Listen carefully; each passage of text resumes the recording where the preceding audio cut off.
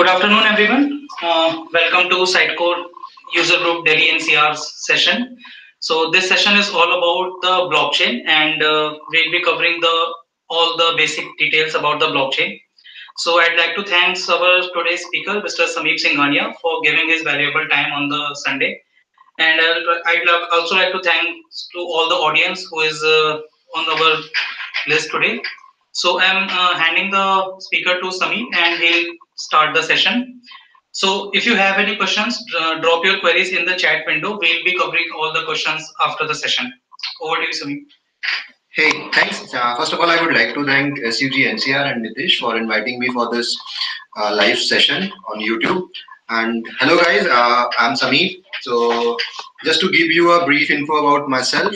So, I'm a computer science graduate, and overall, I have 5+ years of industry experience. I have done some, large scale enterprise development so far. And recently, I have started working as a blockchain consultant and developer, and it's been more over like 14 to 15 months since I'm working on blockchain. Moreover, I work on top of Hyperledger Fabric on Ethereum, right? And apart from that, I'm also part of a TopTal network. So basically, TopTal means top talent, and it's a very, a highly recognized freelancing community, and I'm a member of TopTal also. So that was about me, and I would also like to give you a certain information about TopTal also, right? So basically, TopTal is a network of the world's top 3% software engineers, not only software engineers, design and finance talent also, right? Which are available on demand to the multiple companies. I mean, some of the clients of TopTal includes NASA, US Air Force, even Google, Facebook. They are also clients of TopTal, right? So to become a part of TopTal's network, you have to go through a certain level of interviews, processes, and then you can become the part of TopTal. So just go over Google, I mean, after the session, and you can have a look at what TopTal is. Okay, awesome. So guys, let's start with blockchain, right? So blockchain is a very buzzword these days, right? We can see everybody's saying it's like similar to internet's revolution which was there in 1990s, right? So it's same kind of revolution which is termed as blockchain revolution is going on these days, right? So first of all, I would like to tell you a brief journey of blockchain from where it all started, why it started, and what's the current status of blockchain, right? So we all of us must have heard about Bitcoin, right? So it's a very highly famous term these days, right? Everybody wants to have some of the Bitcoins in their wallets, right? Invest in Bitcoin, trade in Bitcoin or Ether or Ripple or Stellar, right? So it all started from a Bitcoin, right? So a white paper, basically a white paper is a technical paper of any technical systems or any IT system which actually outlines what that system will contain. So similarly, a Bitcoin white paper was released in 2008 by a person or a company named Satoshi Nakamoto. So keep this in mind. Nobody knows who Satoshi is, right? So he might be an individual or he might be a group. I mean, Satoshi might be a name representing a group. Nobody knows who Satoshi is, right? So it all started from a white paper in 2008. If you guys remember, there was a global recession, right? And from where that particular recession started, basically it started from US. There was a bank of Lehman Brothers, and it's somehow went bankrupt. And since a lot of people have invested in that particular bank, so the child bank or not that major bank started crippling up, and from there it all started, right? So this particular guy, Satoshi Nakamoto, went frustrated because of all this, and he somehow thought of having a decentralized architecture where we don't have to put our trust on a single entity, like in the case of Lehman Brothers. The people had put trust on the Lehman Brothers, and when it went bankrupt, the entire economy went down, right? So from there it started. With Bitcoin, it started with the blockchain journey, right? So that was the initial state or the starting point of the blockchain. Right. So basically, first of all, I would like to clarify there are certain doubts in the mind of people, right? So when it comes to Bitcoin, when it comes to blockchain, when it comes to other specific use cases of blockchain, people mix these things, right? So when generally, if you go to the market and talk to people about blockchain, I mean, they'll think blockchain from the perspective of Bitcoin itself, right? For them, Bitcoin is the blockchain. 95% of people in this planet see blockchain from the perspective of Bitcoin. It is not so. Basically, Bitcoin is just another application of blockchain, right? So blockchain has a very large paradigm, and it's not only restricted to cryptocurrencies, right? So this is a very basic you know uh, slide containing different meanings of blockchain, right? Which are commonly as a specific blockchain or Bitcoin as a currency or the idea of blockchain, right? So this is a very good example. When it comes to a phone, we all are habitual of using phones, even analog phones or our mobile phones or IP phones, right? And so let's compare between a phone and a blockchain, right? So idea of a phone network. So when it comes to phone, first of all, there is a concept that we can have a phone network, right? And that phone network in itself is not a technology, is not a product, right? It's just a idea. It's a concept that we can have a phone network. Now, at the second layer, we have a specific phone networks like BSNL, like Airtel, like Vodafone. So now, what these BSNL, Airtel, or Vodafone are, they are the provider or the implementers of that particular concept, which was termed as phone network, right? And now there is a specific use case of phone network. One of them is calling, another one is sending SMSs, another one is using fax, another one maybe you might use it for email purposes, right? So that's the entire idea of phone network. It begins from a concept, then to the implementation, then to the specific use case, right? So if you look at the blockchain from a similar perspective, there is an idea of blockchain, right? There's a concept which says that the ledger should be immutable, right? It should be shared among all, it should be peer-to-peer, it should not be centralized, right? That is the overall concept, it's not a technology. Now comes a specific blockchain, which is a Bitcoin, right? So Bitcoin is one of the implementations of blockchain, like BSNL was the implementation of phone network, right? But BSNL does not means that it's a phone network. It's an implementation of phone network. Somebody can come and implement its own network, like Geo. Or Geo has implemented phone network in altogether different technology.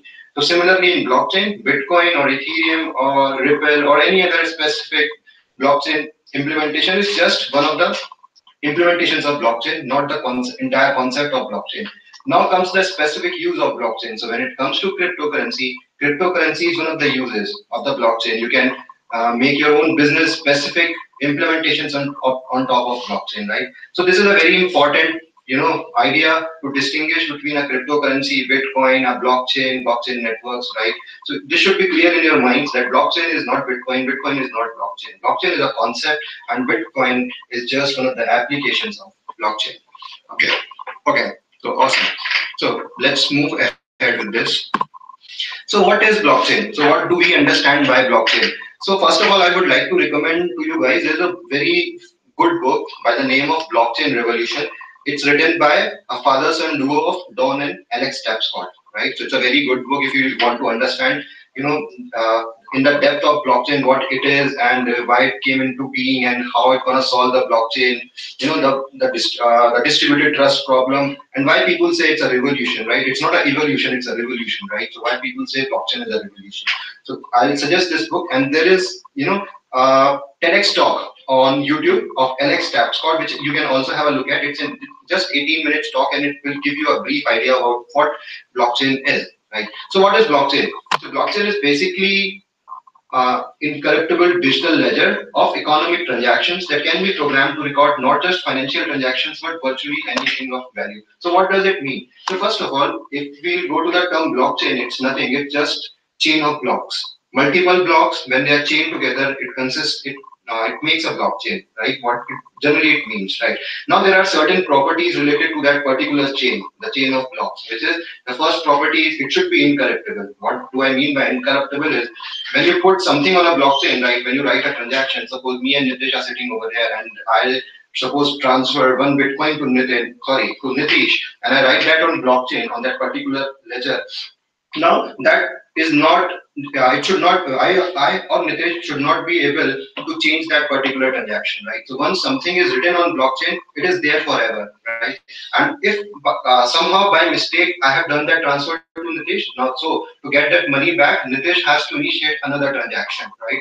So it's like you have written something on your ledger with indelible ink, right? We do it at our homes. Our father used to do this, right? If they used to make entries into the ledger using some ink, and suppose the entry is is wrong or there's some human error, then either they used to make another entry nulling the previous entry, or they used to cut using the pen mark. But yeah, you can see that it has been cut and the entry has been made. Similarly in blockchain, once an entry has been made, you cannot change it. Okay, that was the first property of blockchain, the major property. Another one, the second property is it should be peer to peer. What do I mean by peer to peer? There shouldn't be any central authority controlling the chain, right? The entire transactions, the validation of transaction should go from one peer to another. Okay, so let me give an example. So in case of banks, suppose you transfer money between you and your friend. You go to a bank, right? You ask bank to transfer this much funds from your account to your friend's account. This is how we do in traditional mechanism. Now, bank is a third party. Bank is actually a centralized system managing your balances, making sure when you say to transfer 100 INR from your account to your friend's account, you actually possess that 100 INR, right? And then it reduces that 100 INR from your account and credits it into your friend's account, right? So this is how traditional system work, and we need a central authority in order to make sure that two parties are not doing some kind of fraud with each other. So if you are receiving money from someone, you need a central third party. You need a some kind of person to validate that yes, that person is authentic and that person actually owns that 100 INR which is claiming to own and wanting to transfer it to you, right? But in blockchain network, we don't have any central authority. Now, how are we gonna do this? Suppose I want to transfer 10 bitcoins to Nitish. How Nitish will ensure that I'm the owner of that 10 Bitcoin and I haven't actually given it to some other person, say Nitin, right? So suppose if there is not some kind of consensus mechanism, it can happen. I can transfer that 10 Bitcoins to Nitish and also to Nitin, right? Now there is no central authority to validate that I haven't done the double spend. I haven't actually spent the same Bitcoin twice. So this is a major problem which blockchain actually solved. So there were distributed ledgers before Bitcoin, even before blockchain, or I would say before Bitcoin, but nobody was able to solve this problem in a genuine way, right? People were able to do double spends in those previous distributed ledgers. But with Bitcoin, they solved this problem, right? And they solved it using a mechanism called consensus mechanism, right? So you must have heard about various consensus mechanisms: proof of work, proof of stake, proof of authority, proof of elapsed time, right? So those are all consensus mechanism used to solve this particular double spend problem, right? So we won't go into much detail of what those basic consensus mechanism are, but you can always go over to Google and search what proof of work is. Proof of work is a consensus mechanism used in Bitcoin. It is also used in Ethereum these days, but Ethereum is planning to move to proof of stake, right? And there is Hyperledger, which supports multiple consensus mechanisms, right?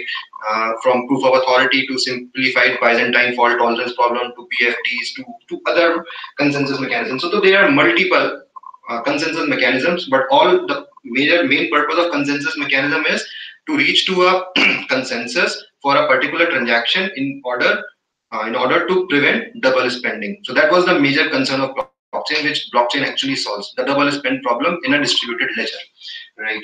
So that were the major properties of blockchain, which Bitcoin tried solving, and it actually did it with a greater level of clarity, right? So that is what blockchain is, if you talk about. So this is a centralized system, if we can see over here. So in centralized system, we have a bank which acts as a central authority. Then we have some clients. By clients, I mean client A might have an account in bank, B might have account in bank, C might have account in bank, D might have account in bank. And if client A wants to transfer something to B, and suppose A and B doesn't know each other, then they'll contact bank and will initiate the transfer through bank, right? So now you have placed your trust entirely in the bank, and if somehow the bank went down, like in the case of Lehman Brothers in 2008. Your money is gone, your investment is gone, your life saving is gone, everything is gone, right? So you have placed your trust in a centralized authority, assuming that that particular centralized authority is a trusted authority and will not do any malicious activity, but can do it, right? So, but in blockchain or in decentralized system, we don't have any central authority, as you can see from this particular diagram. There are just nodes which are interconnected to each other. And in public blockchain, anyone can join as a node. Even I can start running a Bitcoin node onto my system and become part of the Bitcoin network. So this is how it works. Now the consensus mechanism comes into play to validate the transactions, to make new blocks, and to actually make that particular blocks the part of chain, right? So this is how a centralized and a decentralized system work, right? Another very major advantage of decentralized system is when it comes to from the technical perspective. Suppose there is a State Bank of India, right? They are running their central servers on some data centers kind of stuff, and a hacker comes in and somehow the hacker is able to cripple down their entire data networks or their entire data banks and their data servers. Now the bank is down, all the data is lost, everything is lost because everything was centralized, right? Maybe the system was don't confuse between distributed system and decentralized system. These are two different terms, right? So generally when you talk about distributed system, that is how a centralized system works. You just distribute the load between multiple servers, but still there are certain servers and a hacker has to take down those servers. Maybe a single server or 10 servers or 100 servers. So suppose a bank has 100 servers, distributed servers running the network, and somehow a group of hackers is able to take that service down, then the entire bank is down actually. But in blockchain, there is no centralized system, there is no distribution, actually there is decentralization, right? And in order to take the entire network down, someone has to, go through every node and and triple that particular node down. And nobody knows who is a node. I mean, anybody can become a node. I can become a node. You can become a node using your mobile phones, right? So anybody can become a node in this entire planet, right? So it's pretty hard to actually trickle down the entire blockchain network, right? So even if a single node is running and all of the other nodes are, down because of some virus or some kind of stuff, then network still survives because of that single node. So that is the power of blockchain. So even in case of natural calamity, suppose an earthquake comes, suppose tsunami comes, and suppose entire continent is gone, then also blockchain network will survive. But centralized systems might cripple down. So it's easy to take down centralized systems, and it's not easy. I mean, it's practically impossible to take down blockchain systems if your blockchain system has enough amount of nodes, like in case of Bitcoin or Ethereum or other very famous blockchain networks. Right. So this is how generally a blockchain network works. You initiate a transaction. Suppose me and Nitish wants to do some kind of transaction between us. Nitish wants to transfer 10 bitcoins to me. So he'll initiate a transaction. Next step will be he'll broadcast that transaction to the network, to the Bitcoin network. Now the nodes, who are the part of, who are the actual part of the network, they'll start validating the transaction. By validation, I mean the nodes will start checking whether Nitish actually owns that 10 bitcoins. I mean, and how they'll validate? Now they have the entire ledger with them, right? In blockchain network, everybody has a copy of ledger, and the copy is same with everyone, right? And whenever a block is put into a blockchain, the ledger is updated with every node, right? So now using the entire transaction history, entire ledger, they'll see whether Nitish actually owns that 10 bitcoin or not. Now they'll start validating, right? And so there will be hundreds of such transactions in the network at any time. Now the nodes will start validating the transaction and will start putting that transactions into a block, right? So now they'll create a block. Now what will happen? They'll mine and broadcast block. Now what do I mean by mining? So initially I said there are some consensus mechanisms which are proof of work, which are proof of stake. Another one is POET, another one is POA, right? So now to mine a block, to create a block, and for a node or a miner to claim that I have made this block, which contains validated transactions, they have to through some kind of mechanisms depending upon the consensus. Suppose in case of proof of work, they have to solve a computationally hard quiz. It's a very hard quiz, right? It's basically it's a hashing algorithm, and you have to get a certain amount of hash in order to claim that I have made this particular block. Suppose a miner is able to do that. He has validated a transactions, he has put some transactions in a block, and he has been able to solve that particular quiz. Now what he can do is he can claim that this is a particular block which I have created, and now will broadcast that block to every other node in the network. Now the nodes will start validating whether the block is correct or not, whether the transactions containing in the block is true or not. So suppose if there is a miner or there is a node which is a malicious node, because since Bitcoin is a public network, or most of the blockchains currently are a public network, so anybody can join. Even I can join as a malicious user. I can create my own node defining the protocol of that particular blockchain. Or let's take an example of Bitcoin, and I can create that thing and I can put that thing as a node onto the network. But it's not a good node, it's a malicious node. I have done something which is not as per the rules of the system, and now I have created a block, and suppose the malicious user has put that block to the network. Now network will start validating and will find something erroneous or something malicious in the block and will reject the block, right? So this is how consensus works in a blockchain network. So once the block is validated by 51% of the 51% nodes of the network, now it will become the part of the blockchain. So now our blockchain contains one more block, right? So this is how a blockchain network works, from initiating a transaction to the broadcasting of transaction to the validating of single transaction to putting that transaction into block to mining the block, from mining the block to validating the block, sorry, to broadcast the block, and then the entire network validates the block. And once the block is validated by 51%, now it becomes part of the blockchain. This is how basically a blockchain network works. Right.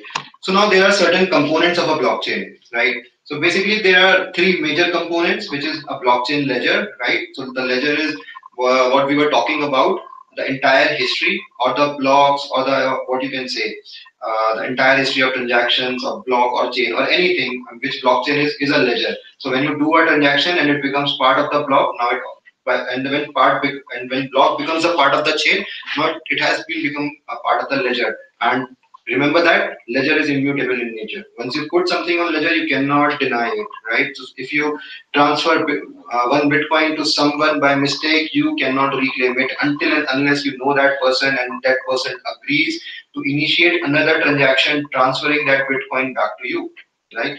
So that is a blockchain ledger, a transaction ledger where each transaction is tied to all the previous transaction by making a cryptographic hash of the entire ledger every time there is a new transaction, right?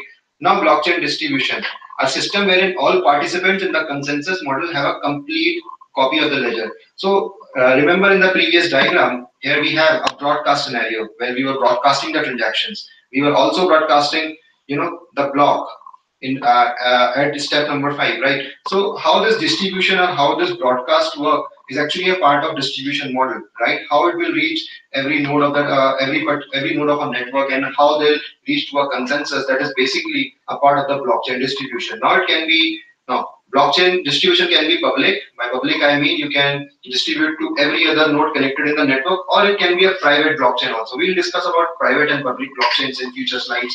But just to give you a very brief summary, in private blockchain, you decide whether you want to submit this transaction to every other node or to certain amount of node which are authenticated to see this particular transaction. So suppose you are doing some kind of financial transaction between your partner, you would not like others to see that particular transaction, right? You would only like your node and your partner's node to be able to see and validate it.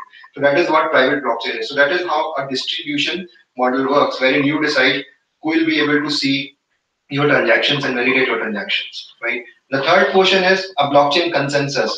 Now, so we were talking about a consensus mechanisms, right? Wherein any miner will validate transactions, then he'll mine a block, then he'll broadcast that block. Now other person will start validating whether the block is correct or not, and the entire network will reach to a consensus whether the block should become part of the chain or not. So that is basically a consensus mechanism where every other node or all the node of a network decides whether the transaction is valid or not, whether a block is valid or not, right? So that is a blockchain consensus.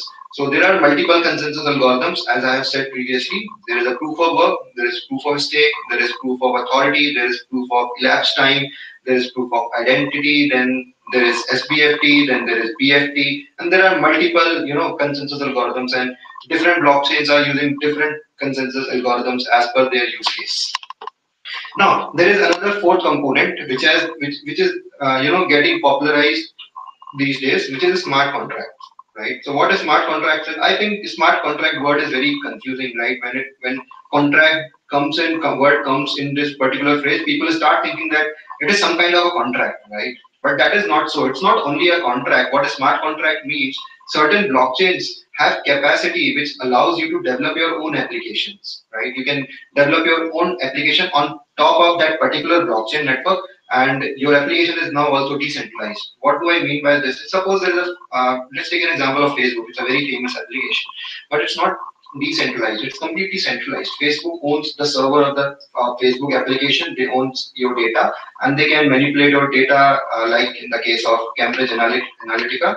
They have just put forward a report which says that there was a huge number of election manipulations being done using Facebook information, Facebook data, right? So why they were able to do it? Because they actually control the servers, they actually control the network of the Facebook, they have their data, they have rights over your data. So that is a centralized application. Now you want suppose you want to build a decentralized application quite similar to Facebook, on a blockchain, right?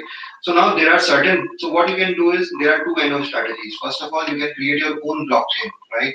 And you can create your blockchain and you can create application on top of that blockchain which is similar to Facebook. All you can do is there are certain applications, certain blockchains which allow you to write your own decentralized applications on top of them, right? So basically, those decentralized applications which you write on top of blockchains is a smart contract. You do it using a smart contract. A smart contract is a term which is basically a synonymous to writing decentralized applications on a blockchain. So Ethereum is one of them, a very famous, I would say, these days, wherein you can write a smart contract. So you can go over there and you can write a Facebook smart contract. You can write a Twitter smart contract. Somebody has already written Twitter smart contract. You can search Leroy. Leroy is the Twitter clone which is built on top of Ethereum using a smart contract, right? So that is what basically, in a very layman's term, what smart contracts are. I mean, apart from that, it is many things, but yeah, and any application which is written on top of blockchains is considered to be a smart contract. Right? Why it is smart? Because it doesn't need any middleman, right? So it is smart enough to execute by itself as per the rules of the system, as per the rules of the contract, right? So now there are certain types of blockchains, right? So majorly there are three type of blockchain. First is permission blockchain. Another one is permissionless. Sorry, one is public blockchain. Another one is private blockchain, and then another one is consensus-based mechanisms or consensus-based blockchains, right? So, or you can say in a two category system: open blockchain and closed blockchains, right? So, open blockchains are also termed as public blockchains where you don't need any permission. It's permissionless. You can just go over there, become part of the network, or put your transactions onto the network. It will start validating, start mining the blocks, right? So that is what a permissionless or an open blockchain is, or a public blockchain is. A very good example, famous example is a Bitcoin is a public blockchain. It's an open blockchain. You don't need any permission to become a part of the Bitcoin network. You can simply start running your node and you can become the part of the network, right? So in open blockchain, there is a single ledger. Every participant or every node or every miner of the network has the same copy of the ledger, right? So if somebody has a previous or an old copy of ledger and when it rejoins the network, the first task that particular miner or node has to do is to update his ledger as per the current ledger of the network. So it cannot happen that two different nodes are working on a two different ledgers on a blockchain, right? If it happens, there is a fork. I mean, there is a different chain altogether which is working on a network, right? So it generally doesn't happen. Now, generally the consensus mechanisms used in open networks are either proof of work or proof of stake, right? Because in these two type of consensus mechanism, you don't need any identity or you don't need any authority, right? Now, when it comes to closed network, so basically there are two type of closed networks. One is private blockchain, which are completely closed. Another one is consensus-based mechanism, which is partially closed, which is partially private and partially public, right? So in private networks, you need authority for everything. You need authority for pushing transactions. You need authority for validating transactions.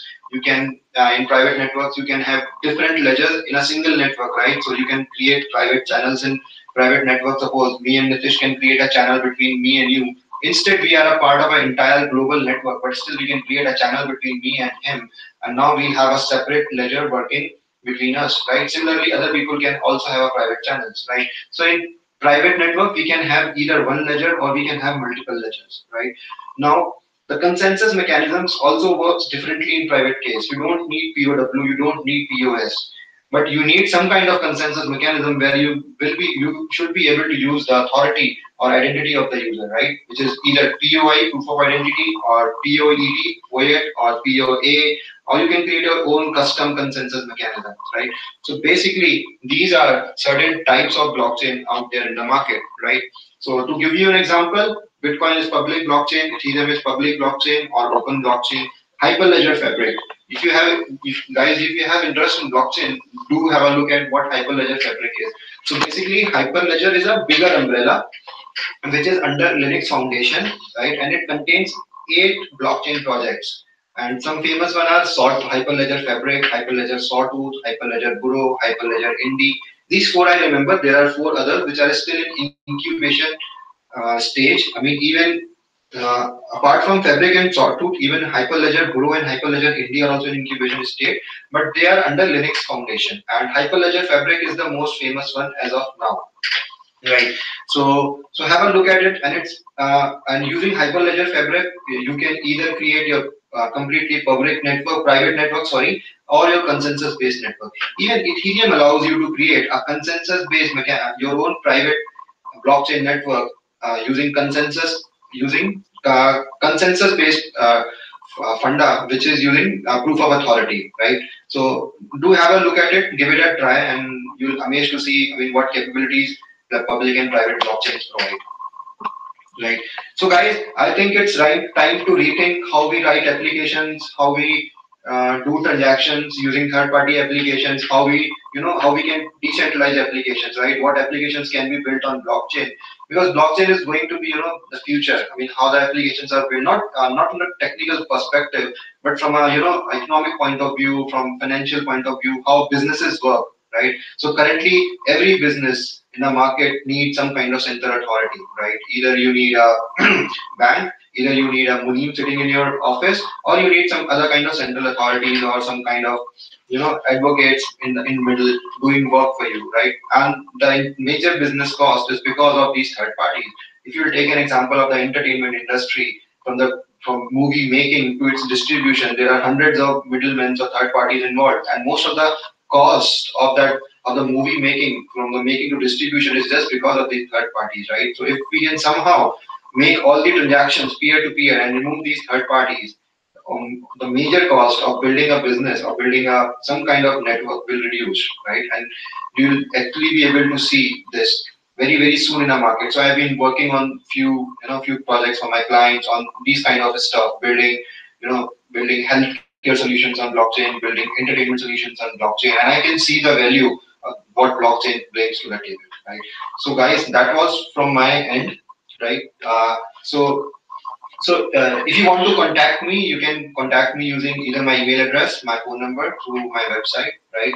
And now, if you have some questions, we are open to questions. You can put up your questions in a YouTube chat, and we would love to answer your questions. Thank you. Thanks a lot. So, guys, we are waiting for the questions. If you have, you can drop your queries, and Sameep will answer those.